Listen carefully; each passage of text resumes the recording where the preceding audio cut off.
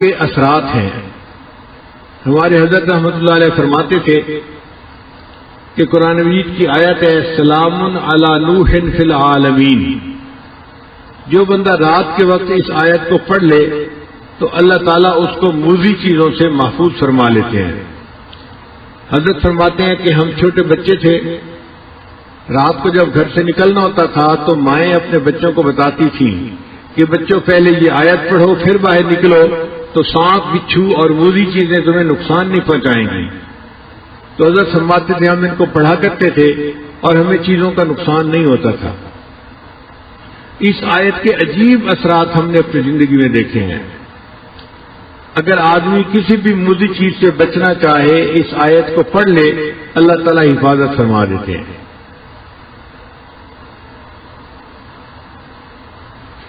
ہمیں سفر میں کئی مرتبہ مشکل پیش آتی ہے۔ ہمارے بیگ کے اندر کتابیں ہوتی ہیں مطالعے کے لیے یا بیانات کے نوٹس وغیرہ ہوتے ہیں، اور آج کل مختلف ملکوں میں ایئرپورٹ کے اوپر دینی لٹریچر جو ہے اس کی بہت زیادہ سختی ہے۔ یعنی ایسے تو کسی کے پاس سے اسلحہ نکل آئے تو اتنی سختی نہیں کرتے، جتنا دینی کتاب کوئی نکل آئے تو اس پر سختی کرتے ہیں۔ ایک مرتبہ دبئی ایئرپورٹ پر میرا چھوٹا بیگ تھا، ہینڈ کیری جس کو کہتے ہیں، اس میں بیانات کے پیپر تھے۔ تو جب پاسپورٹ چیک کروانے کے بعد ہم آگے نکلے تو مشین والے نے چیک کیا اور اس نے میرا بیگ کھول کر دیکھا اور مجھ سے پوچھا کہ یہ کیا ہے۔ میں نے اسے بتایا کہ بھئی یہ میرے نوٹس ہیں، میں نے کتاب پڑھی اور جو مجھے پسند آئی بات وہ میں نے اس کے اوپر لکھ لی ہے۔ خیر وہ بندہ خاموش ہو گیا، اس نے بیگ بند کر دیا۔ جب آگے نکلے تو آگے ایک اور بھی چیک پوسٹ تھی، انہوں نے دوبارہ پھر بیگ کو چیک کیا۔ میں بڑا حیران، بھئی ایک دفعہ چیک کر لیا ہے تو کافی ہے، دوسری دفعہ پھر چیک کیا۔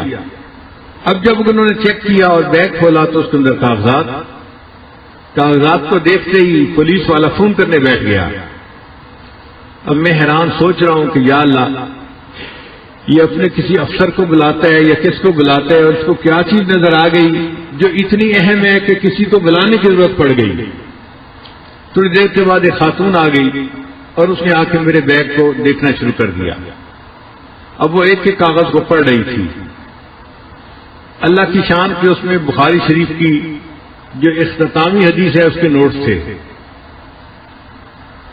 اس نے دیکھتے ہی مجھ سے پوچھا یہ بخاری شریف کی آخری حدیث کے نوٹس ہیں؟ میں نے کہا اچھا تم تقریریں کرتے ہو؟ میں نے کہا جی۔ پھر اس نے کہا اس کا مطلب یہ ہے کہ تم عالم ہو، یہاں بھی تقریریں کرو گے؟ میں نے کہا نہیں، ابھی تو میں یہاں پر 2 دن رکنے کے لیے آیا ہوں، پھر میں آگے جاؤں گا۔ وہ کہنے لگی کہ میں عالمہ ہوں اور مجھے انہوں نے صرف اسی لیے رکھا ہوا ہے کہ میں لوگوں کے پاس جو دینی لٹریچر ہے اس کو دیکھوں اور ان کو یہاں پہ روکوں۔ پھر اس نے میرے سارے نوٹس دیکھے، ان کے عنوان پڑھے، تو مجھے کہنے لگے کہ آپ کسی خاص فقہ کے اوپر تقریریں کرتے ہیں؟ میں نے کہا نہیں، میں مسائل کے بارے میں تقاریر نہیں کرتا، میں اصلاحی تقاریر کرتا ہوں۔ تو اللہ نے اس کے دل میں نرمی ڈال دی۔ وہ مجھے کہنے لگی کہ آپ اپنے بیگ کے اندر کاغذات نہ لے کے چلا کریں، آپ کو کسی دن ایئرپورٹ پہ روک لیا جائے گا اور آپ کو جو ہے مشکل میں پڑ جائیں گے آپ۔ اب ہمیں فکر لاحق ہوئی کہ یا اللہ یہ تو روز کا معاملہ ہے، کریں تو کیا کریں؟ پھر وہ مجھے کہنے لگی تھی کہ آپ یہ نوٹس کیوں ہر وقت ساتھ رکھتے ہیں؟ کتابیں آپ نے کیوں رکھی ہوئی ہیں؟ یہ 2-3 کتابیں تھیں۔ میں ان کا مطالعہ کرتا ہوں ہر وقت بیٹھ کے۔ پھر وہ حیرانوں سے پوچھ لگی کہ آپ کتابیں پڑھتے رہتے ہیں؟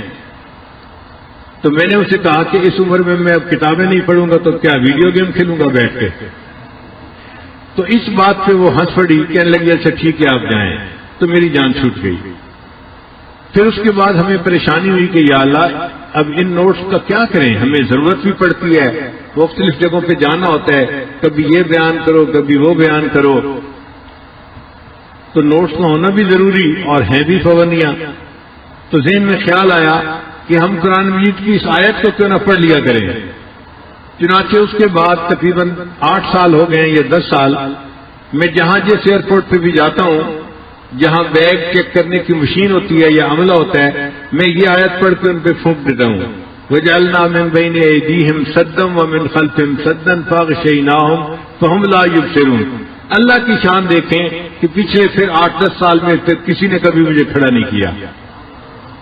تو جہاں آپ کو کسی موذی سے ایذا کا ڈر ہو اس وقت یہ آیت اگر پڑھ دی جائے تو یہ انسان کو فائدہ دیتی ہے. پھر ہم نے اس کا تجربہ اور بھی کیا کہ مثلا ایک بچی ہے اس کی شادی ہوئی اور اب اس کو ساس بہت تنگ کرتی ہے, اس نے جینا حرام کیا ہوا ہے, یا اس کی نند ہے وہ اس کو تنگ کرتی ہے. تو ہم نے کہا کہ بھئی آپ صبح صبح اٹھا کریں, فجر کی نماز بھی پڑھا کریں اور یہ آیت پڑھ کے ان پہ دم کر دیا کریں, اللہ تعالیٰ ان کے شر سے حفاظت فرمائیں گے. ہم نے جتنے بندوں کو یہ بات بتائی 100% اس کا نتیجہ پایا. ہم نے ہر بندے نے کہا اللہ نے ہمیں ان کے شر سے نجات عطا فرما دی. پھر اس کا ایک اور بھی استعمال ہے کہ بعض بچیاں گھر سے نکلتی ہیں تو اوباش لڑکے ان کو تنگ کرتے ہیں. کالجوں یونیورسٹی میں جو لڑکیاں جاتی ہیں تو اگر وہ اس آیت کو پڑھ کے پھونک دیا کرے تو راستے میں کوئی ان کو تنگ نہیں کرے گا, کسی سے ان کو ایذا نہیں ملے گی, اللہ ان کی حفاظت فرمائیں گے. تو اس آیت کے بہت سارے فوائد ہیں جو انسان ظاہری زندگی میں بھی حاصل کر سکتا ہے. وَجَعَلْنَا مِن بَيْنِ أَيْدِيهِمْ سَدًّا وَمِنْ خَلْفِهِمْ سَدًّا فَأَغْشَيْنَاهُمْ فَهُمْ لَا يُبْصِرُونَ. تو چند فضائل آپ کے سامنے پھر پیش کرتے ہیں کہ اس سورت کا تذکرہ انجیل میں بھی ہے اور انجیل میں اس کا نام معمہ ہے. معمہ کا معنی وہ سورت جو دنیا اور آخرت کے تمام مسائل کو حل کرنے والی, دنیا کی پریشانیوں کو دور کرنے والی اور آخرت کے عذاب کو بندے سے ہٹانے والی.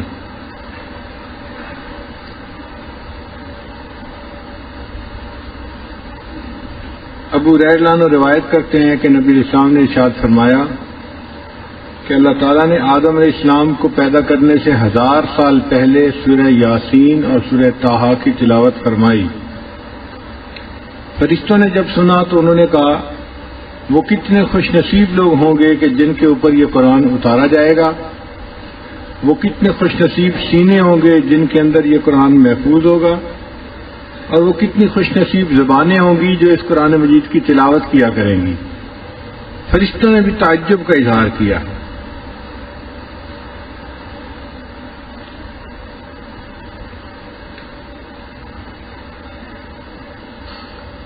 صالحین میں ایک بزرگ گزرے حکیم ترمذی, ایک تو ہے نا امام ترمذی جنہوں نے سنن ترمذی کتاب لکھی, ایک تھے حکیم ترمذی, وہ حکیم بھی تھے اور محدث بھی تھے. وہ اپنی کتاب میں لکھتے ہیں کہ اگر کسی آدمی کو قساوت قلبی محسوس ہو کہ میرا دل سخت ہو گیا ہے تو اس کو چاہیے کہ وہ سورہ یاسین شریف کی تلاوت کرے. اس کی تلاوت سے اللہ تعالیٰ دل کی قساوت کو دور کر دیتے ہیں.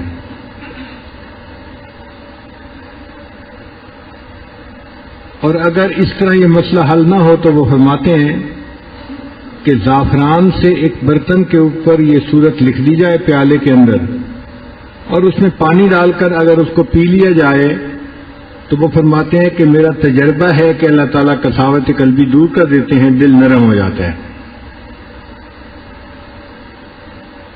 اگر قبرستان میں اس سورت کو پڑھا جائے تو جو قبرستان کے موتا ہوتے ہیں, مردے ہوتے ہیں, اللہ تعالیٰ ان کے عذاب قبر میں تخفیف فرما دیتے ہیں.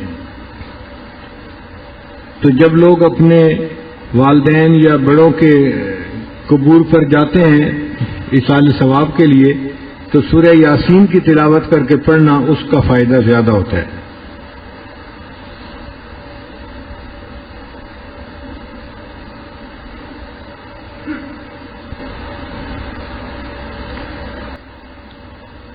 حضرت اکرمہ رضی اللہ عنہ فرمایا کرتے تھے کہ نبی علیہ السلام ابتدائے اسلام میں جب حرم جاتے تھے تو یہ سورت پڑھ کے گھر سے نکلا کرتے تھے. جس کی وجہ سے کفار نبی علیہ الصلوۃ والسلام کو دیکھ ہی نہیں پاتے تھے.